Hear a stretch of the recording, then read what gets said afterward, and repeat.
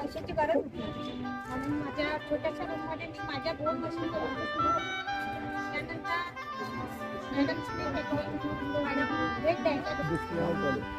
हमारे पास में अभी 25 क्वालिटी के अचार है, 25 टाइप के और 25 टाइप की चटनी है। और हमारा टारगेट है 100 टाइप के अचार बनाने का।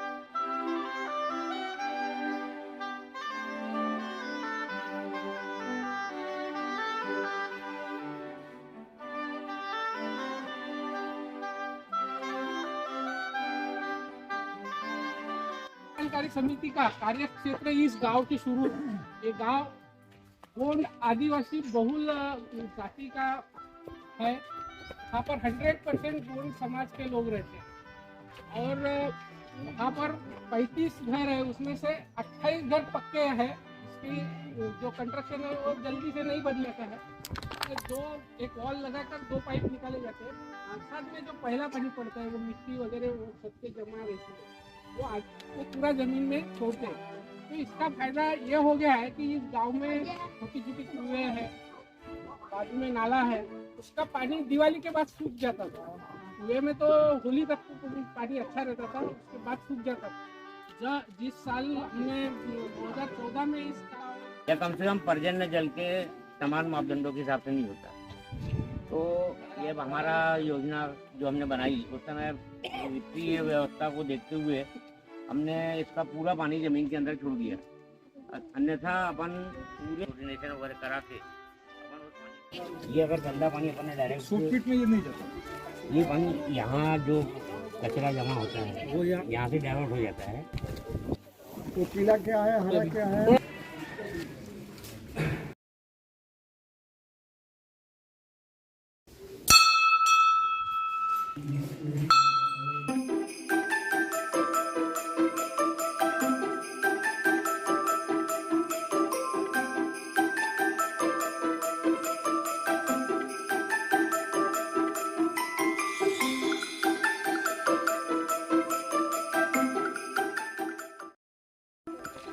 सामने सोलर पैनल लगे हुए इधर जाकवेल है, एक इसका सारा जानकारी जो है भूपेश बताएगा। और जो है पानी लेता है, पानी कम हो जाता है। इसका जो वाटर यूजर एसोसिएशन अपन किया, उसके जरिए यहाँ के इरिगेशन डिपार्टमेंट के साथ पत्राचार किया और यहाँ से पानी उठाने की परमिशन ली। वो परमिशन लेने के बाद में फिर गांव वालों ने ऐसे तय किया कि हम लोग पूरी पैसा इकट्ठा करेंगे और ये करेंगे। गांव में पैसे मीटिंग भी चालू होगी। धीरे धीरे ये पूरा PC1 और PC2 में भी 32 HP के और सोलर पंप।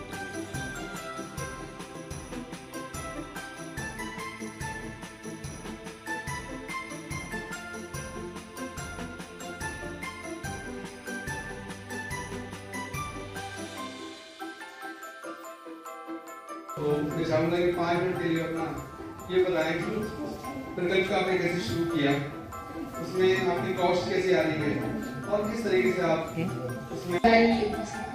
और मुझे कल पता चला कि आप सबने हिंदी को बहुत एंड मराठी में बोलते हैं, तो उसके लिए सबको धन्यवाद। लेकिन मैं सर मिले कि वो बनारस के थे, बनारस का फिर हमने क्या अलग अलग रीजन का टेस्ट का भी हमने अभी हमारी भारत की ही नहीं अलग अलग देशों में भी किस तरह से खाया जाता है उसका भी हम नॉलेज ले रहे हैं।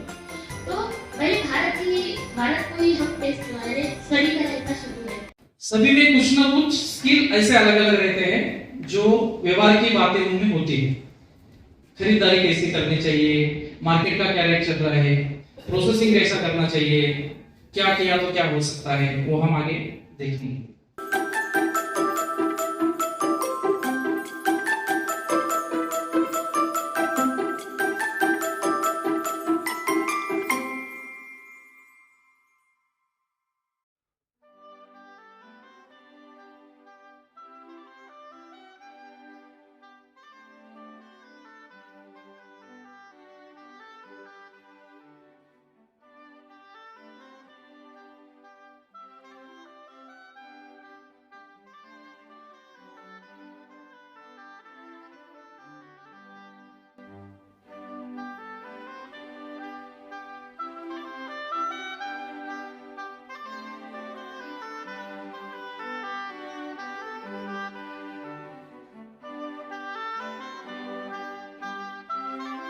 रेवाड़े रहना वाकेश्वर में है, डोंगरगांव ग्राम ग्रुप से हूँ।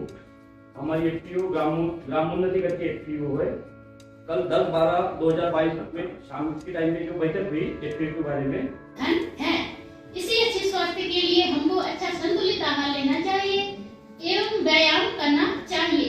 इस नन्ही सी बच्ची हूँ, नाम मेरा शिक्षा और बड़े हम बड़े, यही हमारे भारत की है इच्छा। सभी आगे बढ़ने के लिए हमें शिक्षा संस्कार बढ़ाना है। इसके माध्यम से महिलाओं से संपर्क बनेगा।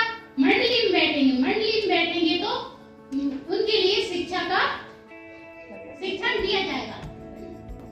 लोगों के लिए मैं आपको उतना लगता दिया है। आखिरी पड़ाव की तरफ हम लोग जा रहे हैं। ये जो टाइम टेबल था वो तो बहुत इधर-उधर हुआ है, इसलिए अभी बीच में समय ना रखते हुए लोग समापन करने की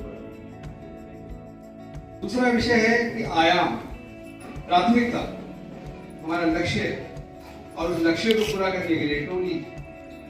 जब तक हम अपने प्राथमिकताओं को निर्धारित नहीं करेंगे, वो जो प्राथमिकताएं हैं 1 साल, 2 साल, 5 साल, 10 साल, इस तरीके से कंटिन्यूएशन में चलती रहनी चाहिए और लंबी सोच के साथ में चलनी चाहिए। तीनों से कहा गया कि शाम तक इस पेड़ को काटना है, एक पेड़ को काटना है, एक व्यक्ति ने लिया, पेड़ काटना शुरू कर दिया। दूसरे व्यक्ति ने लिया, देखा थोड़ा बहुत थोड़ी बहुत योजना बनाई, पेड़ को काटना शुरू कर दिया। तीसरा व्यक्ति जो है वो बैठा रहा, बैठ के सोचने लगा पेड़ का झुकाव किधर है, मेरी पुरानी ठीक है कि नहीं है, पुरानी की धात ठीक है कि नहीं है। ऐसे करते 6 घंटा उसने प्लान करने के लिए लगाया और 2 घंटे में पेड़ काट दिया। बाकी 2 लोग पेड़ नहीं काट पाए, इसलिए तीसरा व्यक्ति पेड़ काट पाया। तो योजना बनाना इतना महत्वपूर्ण है। बिल्कुल ठंडे दिमाग से महीना भी लीजिए, 2 महीना लीजिए, लेकिन योजना सोच समझ कर बनाइए। और ये भी चिंता मत करिए बहुत ज्यादा कि हम उस योजना से लिए हुए लक्ष्यों को पूरा कर पाएंगे या नहीं कर पाएंगे। लक्ष्यों को निर्धारित तो करिए। जब आपकी निर्धारित करने की हिम्मत बन जाएगी तो पूरा करने की क्षमता भी आ जाएगी। और आपके पीछे बहुत सारे लोग खड़े हैं जो आपकी मदद करने के लिए तैयार हैं। इतना ही मुझे कहना था, आप लोग आए, इसका बहुत बहुत धन्यवाद। और अगला आज के इस उत्पन्न ने धन्यवाद। ये कुछ समय के लिए बात है कि ऑर्गेनिक को ज्यादा पैसे देना, ये कुछ समय के लिए है। अंत तो गत्वा सबको ऑर्गेनिक ही देना है। अन्नम बहुपुर्वितम तद्व्रतम, ऐसा है हमारा। ये बीच का रास्ता आ गया रासायनिक वाला। तो ये कुछ समय के लिए बात को स्थापित किया गया है, जबकि ये ऑर्गेनिक सब जगह नहीं मिल रहा है। इसके लिए ये स्थापित हो गया है कि ऑर्गेनिक को ज्यादा भाव मिलना चाहिए। धीरे धीरे सभी लोग ऑर्गेनिक की तरफ आएंगे और सभी का माल शुद्ध होगा तो सभी के शुद्ध माल को समान दर पर मिलेगा। तो ये प्रक्रिया चल रही है भारत में अभी धीरे धीरे। और ये अधिक मूल्य के चक्कर में लोग गलत बातों को भी ऑर्गेनिक बात करके बेच रहे हैं और ऑर्गेनिक के नाम पर एक बड़ा प्रश्न चिन्ह भारत में तैयार हो गया है और विश्व में भी उसकी संचालक, बंधु और कार्यकर्ता, इसी हॉल में हमारी बैठक हुई।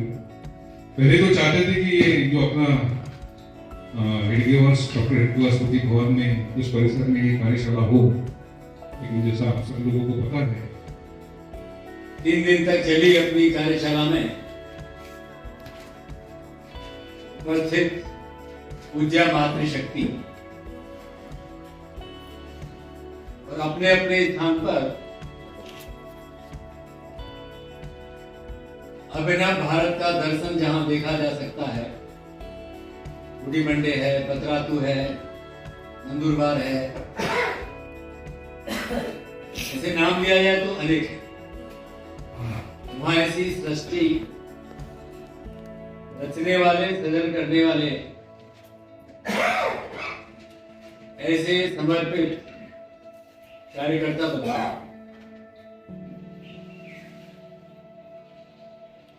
बीज बहुत छोटा होता है और वृक्ष बहुत बड़ा होता है। तो पीपल का बीज बहुत छोटा होता है। ऐसे जो कार्यशाला है, ये मन में लगभग 5 वर्ष पूर्व से मन में थी। उसका कारण था, रूपेश नाम का कार्यकर्ता कल आपको मिला था, मुरादपुर मूल गांव में जो कबड्डी प्रतियोगिता प्रारंभ हुई और इस जन कल्याणकारी समिति के कार्यक्रम में अधिकांश बहने हैं। इनके कार्य का प्रभाव जितने भौगोलिक क्षेत्र में कार्य कर रहे हैं, प्रत्येक व्यक्ति तक है, प्रत्येक परिवार तक है, जिसको हम पूर्णांक कहते हैं। अपने विकास की परिभाषा में हम जो ग्राम विकास की रचना में काम करते हैं, उसका मूल पाठ यही है कि उस गांव में प्रत्येक व्यक्ति तक दिखना चाहिए, परिवार तक दिखना चाहिए। उस गांव में दिखता है, इसलिए कार्यकर्ताओं के मन में रहता है कि देश भर के कार्यकर्ता जब आएंगे तो उनको सुख सुविधाएं मिलनी चाहिए। एक उसका इस कारण से एक अच्छा स्थान, योग्यतम व्यवस्था, कल आपने परिचय में देखा होगा, जन कल्याणकारी समिति के कार्यकर्ताओं का परिचय कराया गया। इतने कार्यकर्ता तो पृथ्वी पर संभालने के लिए प्रयास, तो कार्यकर्ताओं का भंडार है इनका। तो इसको देखना, सबने अनुभूति लेना और कम समय के अंदर कल 6 उपक्रमों का नियोजन देखने के लिए भी किया।